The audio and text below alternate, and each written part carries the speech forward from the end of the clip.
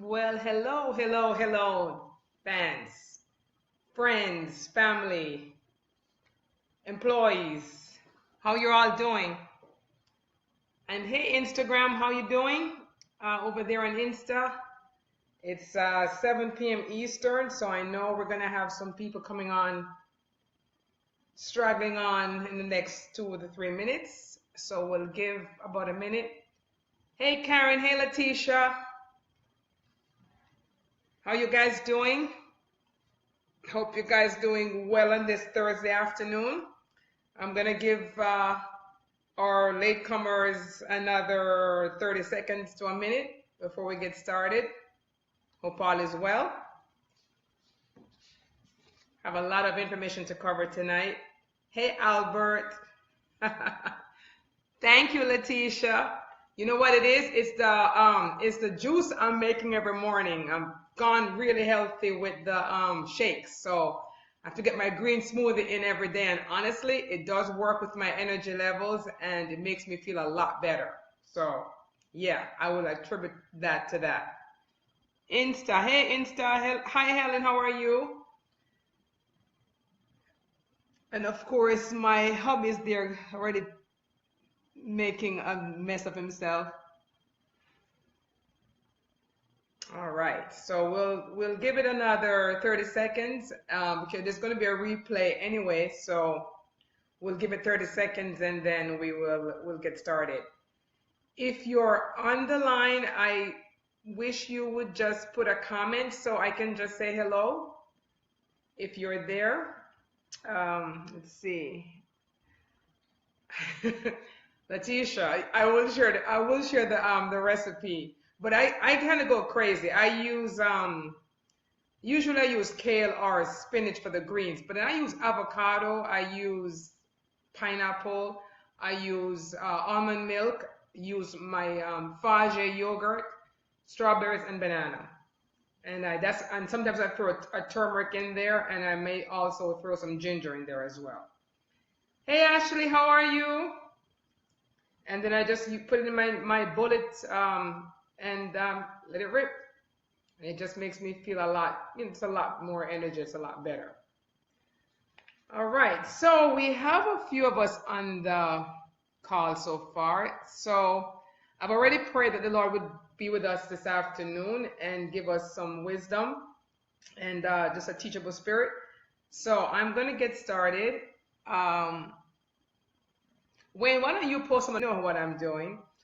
All right, so we're going to talk about how to fund your for-profit or your non-profit business. And a lot of feedback I get from the women online is they can't start because of money. And money is a big issue, but there are some creative ways to get around starting your business and your nonprofit. And I wanted to explore some of them with my audience, and also give some alternatives that is not necessarily money, but that can help you get started. So I'm going to start first with the for-profit funding ideas. And by the way, I have a little cheat sheet that I've actually printed out for myself, but I also have a PDF copy, and I put the link in the comments, so you can grab it when you get a chance. But I don't know how many of you ladies, because right now there's mostly ladies on the line except for Wayne.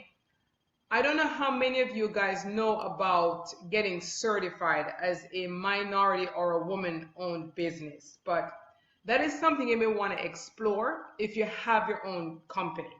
So there are ways to get certified in the private sector. Wayne and I have been involved with that for the past 15 years. Our law firm is certified. We had another business that we had certified. So you cannot certify a nonprofit, but your for-profit business, you can get certified. And you're saying, what is certification? And that's a whole other Facebook Live, but pretty much, and when you can jump in and post a comment on that or any links that you may have. But when you're certified, you get certain opportunities that is just a little bit harder to get if you're not. It's a way for us as women and minorities to get a better leg up on doing business with corporate America.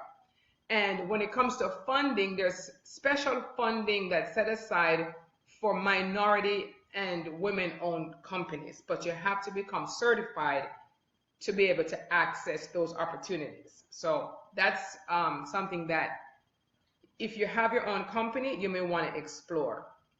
So that's something that we've benefited from, and we've seen others who have greatly benefited from being certified. And like with every group, you have to become involved, you have to work it, you have to, put in the time, make the networks, make the connections to get the greatest benefits. But it is there. Another way, obviously, and I think we all should know this, starting out, friends and family. And when I have done 3 major businesses over the last 22 years, the first one was actually a magazine that we had done and a publishing company. We also had a little modeling agency going on, but our magazine was funded first by friends. And there's obviously upsides and downsides to being funded by friends. But the main funders for our magazine was friends and our credit card, because we had to publish the magazine and put the money up front before you could get, advertisers to give you money for ads and stuff. So friends, good friends, they're, are a great way, but there's obviously risks involved with that, because in the event your business do not work out, you have a potential problem with friends if you don't pay them back. And in our case, our magazine business worked for a while and then it did not work. It tanked.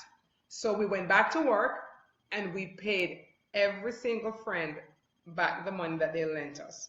And it was quite a lot of money. So, but that, it was a good way to get started though. $500 to $1,000 people were lending and it kind of investing in the project. And that gave us a good start, as well as our own, personal credit card, which we'll talk about later on as well. And same thing for family. When we started our law firm 20 years ago, we used our tax return, and we waited until we knew we were going to have our tax returns, and we timed it with that.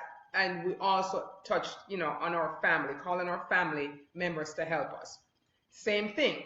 If the business does not work out, you still have to find a way to pay back your family and your friends. You cannot default on those loans. With a credit card, with a bank loan, you can say you can file bankruptcy, but you cannot file bankruptcy on friendships and on family. So while those are 2 easy ways to start your company, friends and family's money, you have to remember that in the event your business do not work out, that you have to pay those back, even if it takes you 10 years. You need to have that integrity to pay that back. With me so far, everybody? Just put your comments in, and I'll try to look at the comments and answer any questions as I go along. Credit cards, a great way to fund your small business, not nonprofit, your small for-profit business, is credit cards, which brings me to the importance of having good credit. If you're going to be in business, you really need to work on your credit. I don't know what your credit is like now. If your credit is not so great, this is an area that you must work on, because as we talk about SBA loans or even the minority small business loans, you need to have good credit. And I actually, in the cheat sheet, I just spoke a little bit about that. Tips to improve your credit score and your credit. Is that, when we put face the music and get a copy of your 3-part credit report. You're entitled to get it once a year for free, and it will show you really where your issues are. And I would suggest you go through your credit report very carefully, and if there's anything wrong, they'll clear it up. But credit is really one of your #1 assets in business. You have to have good credit, because if it's not at the beginning that you need funds to grow your business, because some of you guys are already in business, and to actually grow your business, you're going to need to go back to the bank, get an SBA loan, or get a regular loan, and this is going to come into play. So I have 7 points here in the cheat sheet, talking about paying off your current bills on time. Um, if you have no credit, get credit. A lot of people say, I don't want to have credit, but you need credit to do business. Become knowledgeable about your own credit and how to improve and strengthen it. It is going to be very, very important, in terms of getting any types of loan. And we'll talk about an SBA loan later on. So credit cards. We funded our first business with my American Express card, and I had to pay it back, but that's a good way to fund your startup. Crowdfunding is big, and you can just Google top 10 crowdfunding sites. And I see Wayne has posted how to get certified, where to click on to get certified if you're a minority or woman-owned business, especially I think for the minority-owned business. You guys can click on that link. If you guys don't know, Wayne was very, very involved with that. He was on the board of those of that particular group, and knows a lot about that stuff. But crowdfunding, there's crowdfunding for different things. Most of you know about GoFundMe, but GoFundMe is only for personal funding, personal needs. You need to go to a funeral, or you need money for an illness or a child, or so on and so forth. So you have GoFundMe, but you also have other funding sources like Kickstarter, and that's more for funding like the creatives, if you're doing anything to do with music or the arts, film. You have Donors Choose, which for those people who are working, I know some of you guys in the group, you're working with students. Donors Choose is an opportunity for you to get, and these are free fundings. I mean, you don't pay these back. Donors Choose.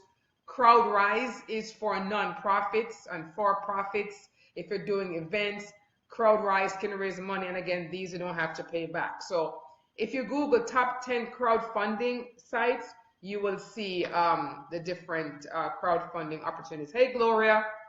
So crowdfunding is a way to do that. Then we can talk about, for your for-profit business, personal loans. Personal loans, again, it goes back to what does your credit look like? What does your credit look like? And if you're in business, I am assuming that you're believing in your business, because when you take out a personal loan, you're taking that, that risk.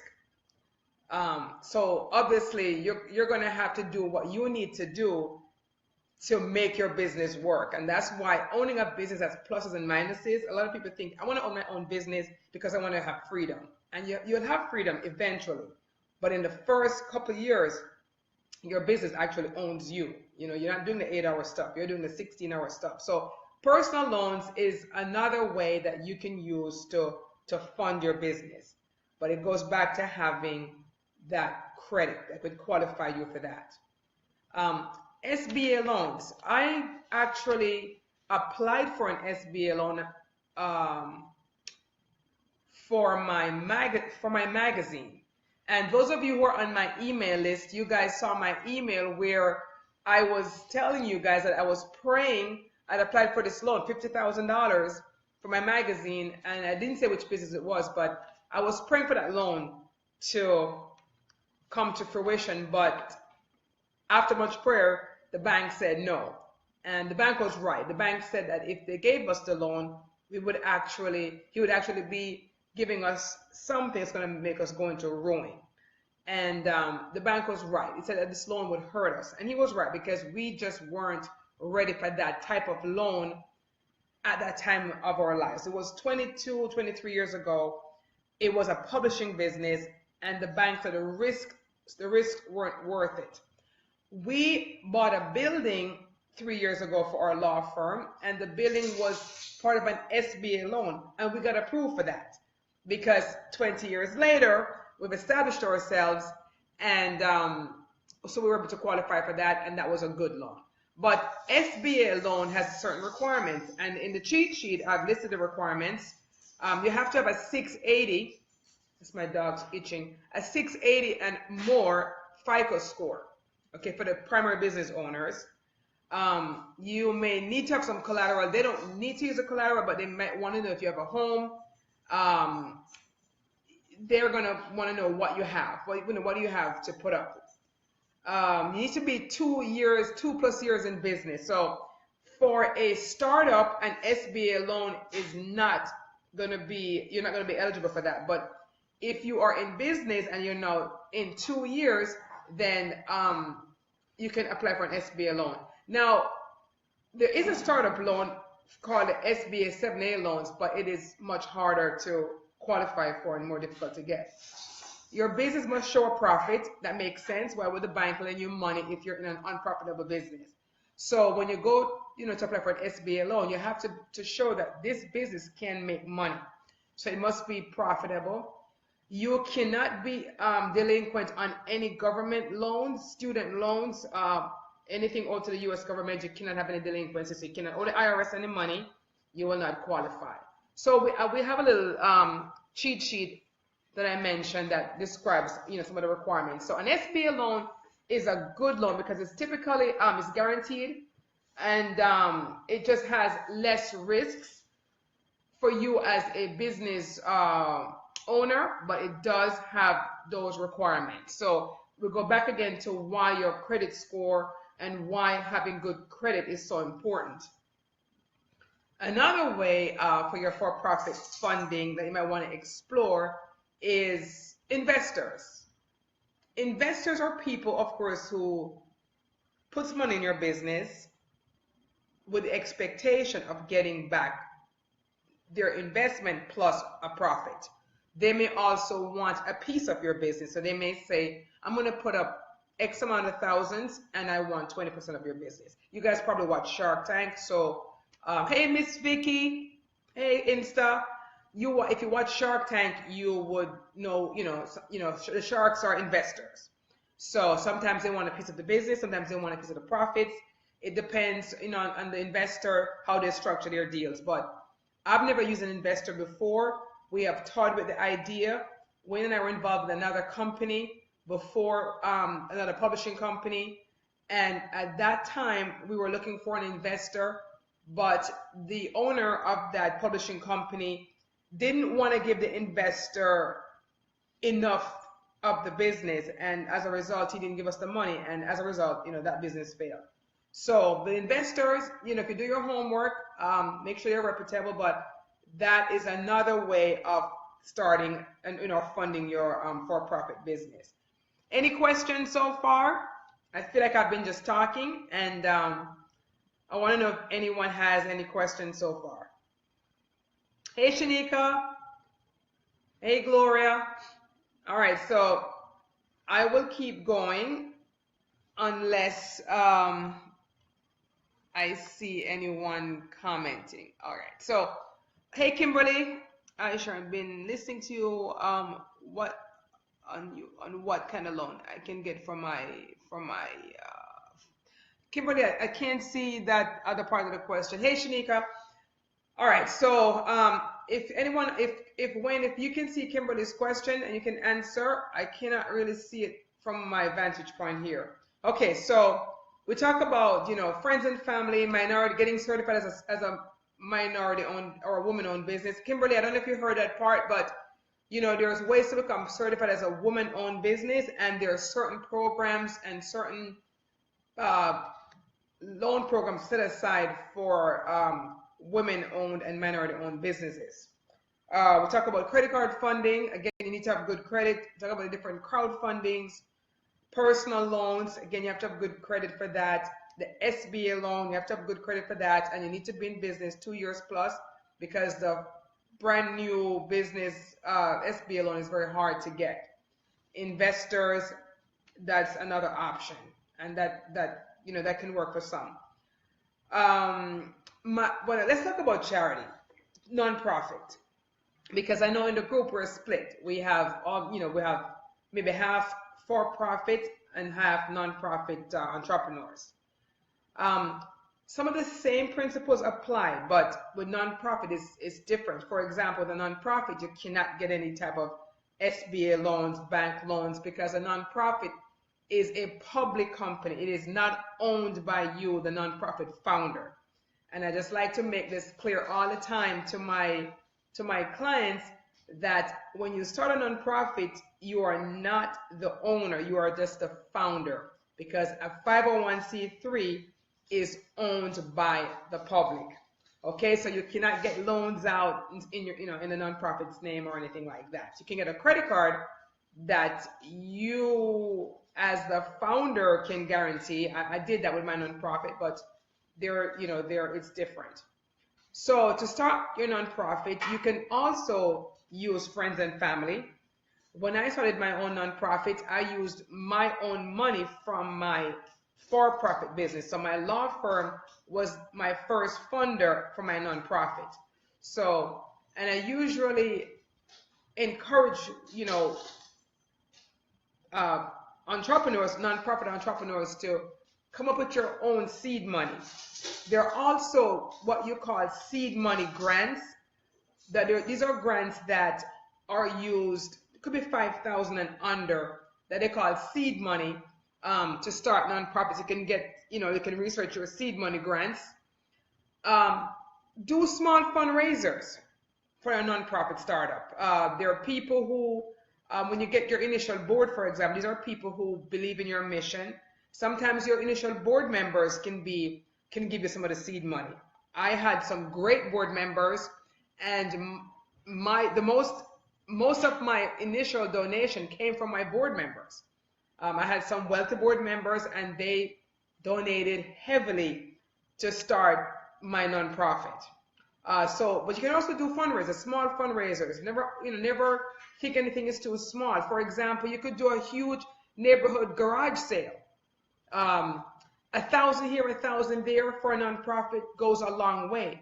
Knowing that for many nonprofit startups, you, the founder, do not get a salary in the beginning, many times, because first of all, it's a nonprofit, and secondly, because it's a public charity, there's a lot of oversight needed, and a lot of scrutiny by the government agencies, a lot of scrutiny by the public. So, you have to have an open book. So you don't want to have a nonprofit and the nonprofit only made $50,000 for the first year, of which 45,000 went to you as the founder. That doesn't look too well. So, you can do small fundraisers, small garage sales, small bake sales. Another thing in the nonprofit world, there is a type of giving called in-kind. In-kind giving means, for example, rather than you buying computers, you can get someone to give you computers. When I started my nonprofit, my law firm gave us computers. I also got computers from the Department of Revenue. Can you believe it? The local office of the Department of Revenue, the local revenue department, because every 3 years or so, the government changes out their computer. So they can donate that to a nonprofit. Other corporations, that's something that they can always give, because corporations are always upgrading their computers. There is a company called TechSoup, that's for nonprofits, where you get computers very, very cheap, $20. You can get software for $5. Software that normally costs $400 or $500, you can get for $25 if you are a 501c3 non-agency. So there's a lot of ways you can actually not have to spend money when you're having a startup nonprofit by getting these, what they call in-kind giving. You can also get space from a local church to start your nonprofit, so you're not having to pay rent. When I started my nonprofit, I went a lot the route of the in-kind giving. I got free space, I got free computers, I got free desk. I pretty much everything I had was given to me for free. So that's something that we shouldn't overlook in the nonprofit startup world. A lot of people want to start nonprofits, but they say they don't have the money. Really, you don't need a lot of money to start a nonprofit. After you've filed your paperwork, really, you just need to start bartering with local people, local churches, local companies, bartering space, getting their computers, getting their old furniture. If you need to have a building or you need to have space, that's what you can do in the nonprofit world. Also, this is what we mentioned before, the crowdfunding. The crowdfunding for nonprofits. I think I mentioned Donor's Choice as one, as well as CrowdRise. You can pitch your ideas, pitch your passion, just be convincing. I just applied for a grant for my nonprofit that I was nominated for. The grant is for $100,000 if I get it, and if I come in second or third, I get 25,000. But one of the things that they asked me to do was to do a video for 3 minutes, pitching them on the idea, telling them why I should get the money, telling them why I'm passionate. So there are many, many opportunities out there. I mean, since I started my nonprofit, I apply and receive about 6 or 7 grants each year. So you just have to be creative. No matter where you live in the United States, if you Google nonprofits or funding opportunities for nonprofits in Ohio or in Florida, you will get a list of all the top 10 or top 20 funders. And all I have to do is pick up the phone and call them, ask them where can you get their application, so you can see what their requirements are. It's really not that hard. So that's some of the nonprofit funding ideas. There are government grants. Those are a little bit tougher, but they are available depending on what type of nonprofit you have. There are private endowments, private foundations. I get money a lot from private foundations, from corporate foundations. So you really have a lot of options in the nonprofit world. Any questions? Anyone? Any questions so far? I see Georgia asked a question. Wayne's answering that. Anybody else has any questions? All right. So those are the top ways, top ideas to fund your for-profit and your nonprofit business. Also, I think it was when I were discussing this, what about for-profit? Raquel, I don't know if you just came on the call, but I discussed for-profit funding at the very beginning. So if you just came on the line, then in the replay you can go back and watch the for-profit funding options. One other thing too to consider is if you're starting a business, it's a good idea to work while you fund your business. Have your regular day job fund your business. I don't like to go into a new business with too much debt, because you're just getting into business, and if you could avoid taking on loans and debts at the beginning of your for-profit company, it's just so much better. If you can start working out of your basement, start working out of your house. We started our law firm, out of our kitchen, actually. Wayne's first client met him at our kitchen table. And when we actually moved out of our kitchen, we did a barter where we received office space to operate our law firm in exchange for discounting the business. So a businessman gave us 3 offices to house ourselves and our initial staff, in exchange for us giving him a discount on his legal service. So there are many, many creative ways. So we didn't have much out-of-pocket expense for our law firm. We had received a tax return for $1,200, which we used to buy our first computer. And the businessman gave us office space as well as telephone use, and paid for the FPL, the electricity, and we gave him a discount. We were his lawyers. And that's how we started. And we started marketing like crazy, began building up the practice, and that's how we started. So there are many, there are creative ways. Look and see who in your community you could barter with, that you could exchange services for, that you could give them services in exchange for them giving you space. That's a creative way. So it's less out of pocket, and it gets you started. I mean, that's something that a lot of people overlook, but it works. So it's not always trying to get money is, it's trying to get your expenses covered. That's another, way, because remember, when you can cut your expenses, that's like getting income.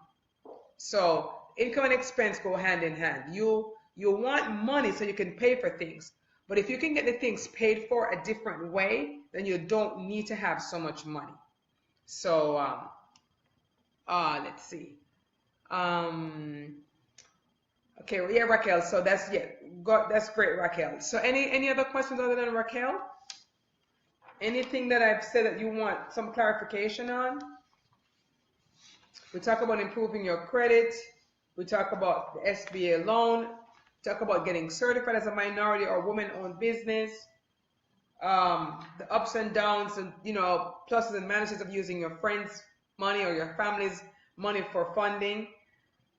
And the importance of credit, but again, the importance of bartering and the importance of getting in-kind donations.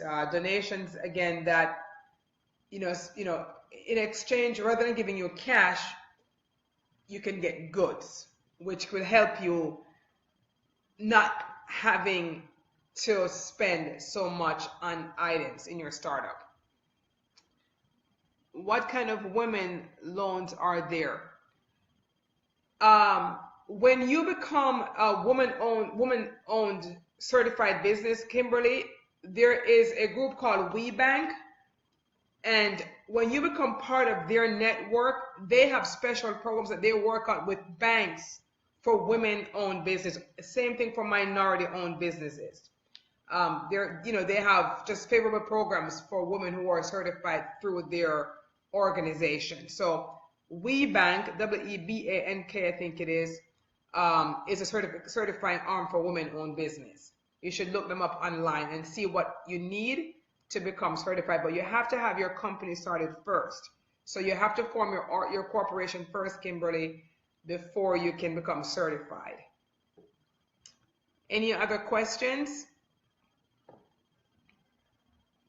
Okay, so we're at the 30-minute mark. I will continue to monitor the feed for questions, and I will continue to answer any questions that's left in the feed, but I don't want to go beyond 30 minutes because it just becomes too long. So I thank you guys for tuning in, and if you have questions, please email me, contact me, put them in the comments, and I will get back to you. And of course, there will also be a replay if you're watching this after 7:30 p.m. Eastern Standard Time. It's a replay.